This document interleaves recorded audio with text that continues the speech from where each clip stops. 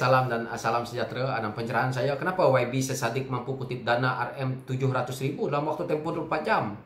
Ini adalah satu perkara yang agak mustahil dalam keadaan rakyat tengah susah hari ini. Yang mana kita tahu dalam keadaan pandemik hari ini, tetapi YB sesadik mampu lakukan. Ini adalah yang kita lihat bahwa gelombang kebangkitan rakyat. Yang mana kita tahu hari ini, rakyat ni terlalu haus yang dinamakannya pemerintahan adil. Jadi apa yang rakyat lihat hari ini, pemerintahan yang ada dilakukan oleh kerajaan yang ada hari ini adalah pemerintahan yang 2 derajat.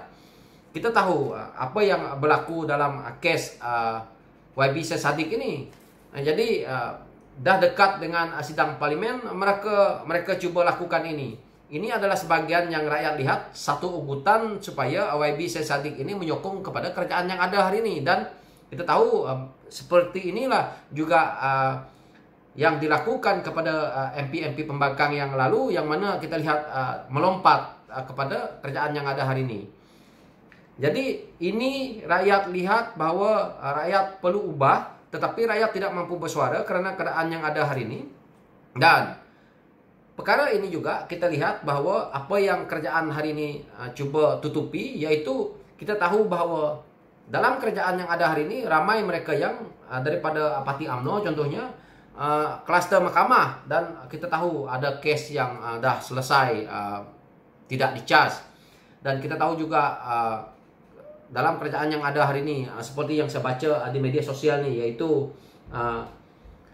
pihak daripada MP pembangkang selamai 5 orang ni mempertikaikan. MP minta SPRM jelaskan bagaimana Rina langsai hutang RM1.3 juta.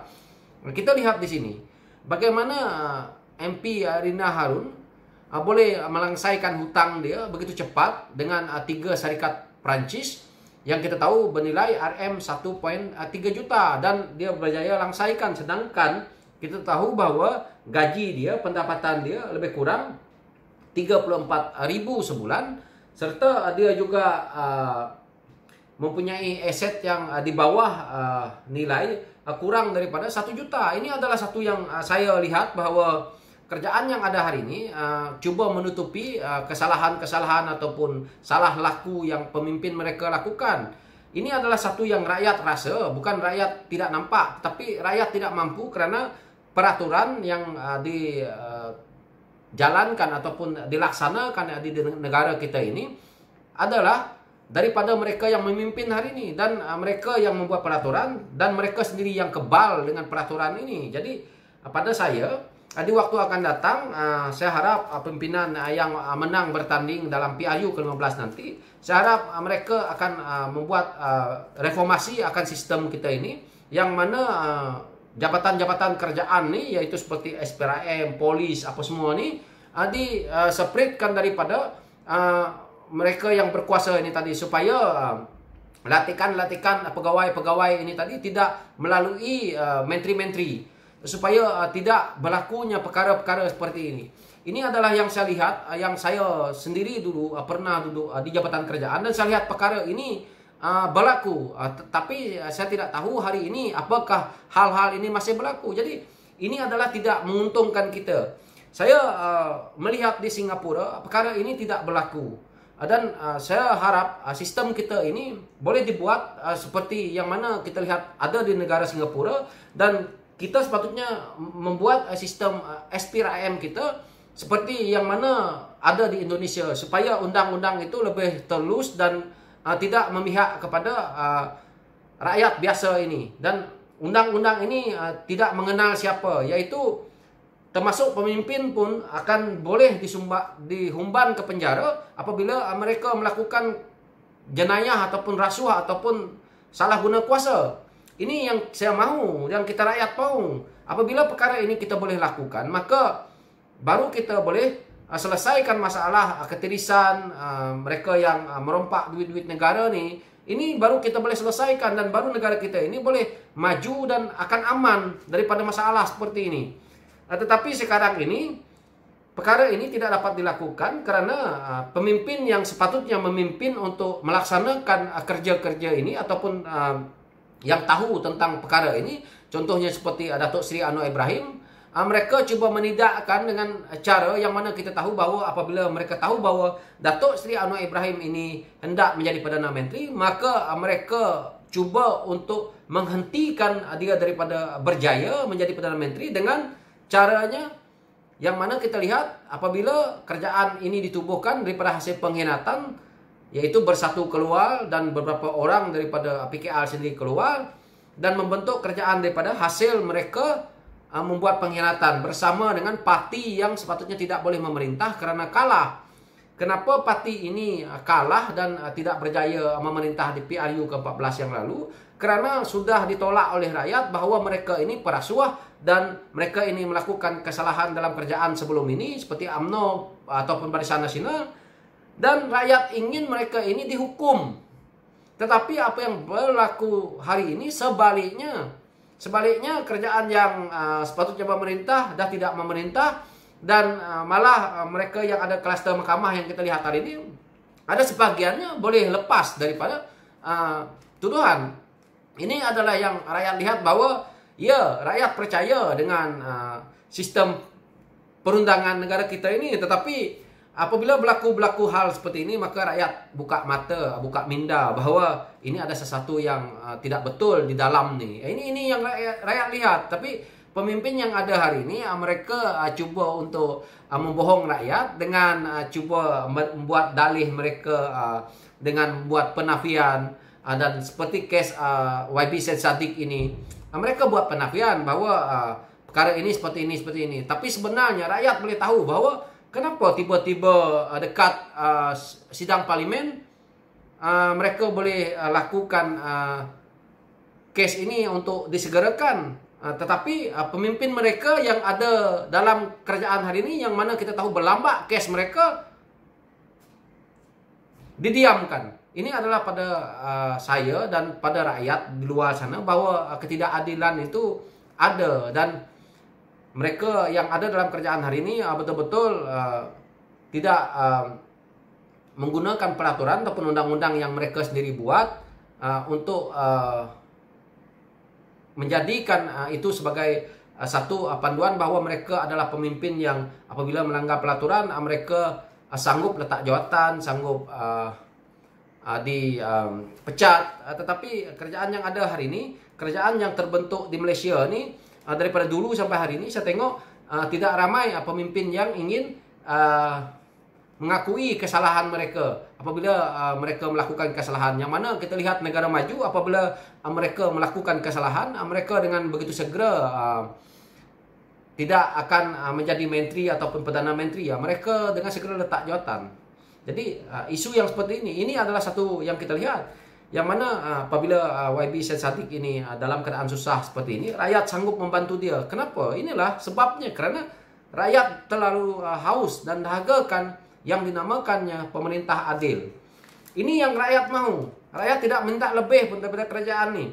Mereka nak mendapat keuntungan daripada 10% tender mereka lah. Itu rakyat pun tidak fikir. Yang penting adalah keadilan mereka untuk memimpin. Kita tahu bahawa setiap orang yang memimpin tu tidak semuanya jujur. Rakyat paham di situ. Tetapi yang rakyat mahu itulah sedikit saja, iaitu keadilan tu. Dan jangan menindas. Ini yang berlaku. Di mana pimpinan dunia ini, apabila kita lihat mereka cuba menindas pemimpin, maka kerajaan itu akan jatuh. Kita lihat di mana-mana negara pun, apabila mereka menindas pemimpin yang jujur ataupun menindas rakyat, mereka akan jatuh.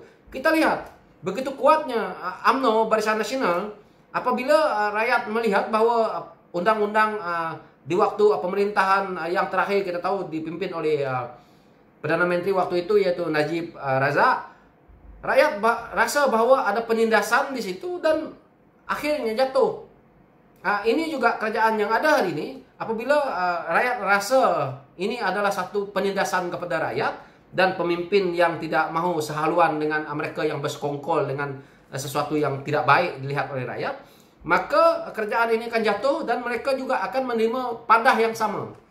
Ini adalah yang kita hari ini mungkin mereka boleh bermegah duduk di atas, tetapi tidak begitu lama. Kita tahu yang paling lama pun sampai PRU ke-15 ini nanti, mereka ini mungkin sebahagian daripada mereka tidak akan merasa lagi nikmat nih, dan mungkin mereka akan selamanya tidak akan menjadi lagi pemimpin dalam negara dan dilihat oleh rakyat sebagai mereka ini pemimpin yang pernah mengkhianati ataupun menipu rakyat. Ini akan berlaku di selepas PRU ke-15 ini nanti. Kita lihat pemimpin yang agak sombong dan angkuh hari ini. Hari ini rakyat berdiam, tetapi suatu saat nanti akan satu persatu rakyat akan bongkar kan. Yang mana kita tahu apabila Barisan Nasional pimpinan UMNO itu jatuh, kita tengok berbagai-bagai yang terbongkar. Dan hari ini tidak selesai juga masalah ini karena orang yang sepatutnya kita lihat dihumban ke dalam penjara ataupun mereka harus dicas ke mahkamah, tiba-tiba ada dalam kerjaan yang ada hari ini, dan seolah-olah tidak berjalan case mereka. Dan kalau berjalan pun kita tahu yang mana sebahagian boleh lepas. Ini ada yang dilihat oleh rakyat, perlu ada perubahan dalam pimpinan akan datang. Yang saya sebagai rakyat, saya harap kita punya pemimpin yang di waktu akan datang perlu menilai cara negara lain, bagaimana mereka mentadbir negara mereka supaya cemerlang. Yang mana kalau kita lihat Singapura, kita boleh ikut cara dia, tetapi cara yang saya sebagai rakyat lihat yang paling baik apabila kerajaan yang baru ataupun kalau PH boleh berjaya menang dan di bawah pimpinan Datuk Seri Anwar Ibrahim, saya berharap satu saja, kita punya kerajaan yang akan datang itu ikut cara bagaimana SPRM Indonesia, yaitu apabila siapapun yang bersalah boleh didakwa, yaitu termasuk pemimpin, karena dia punya SPRM tidak terlibat kepada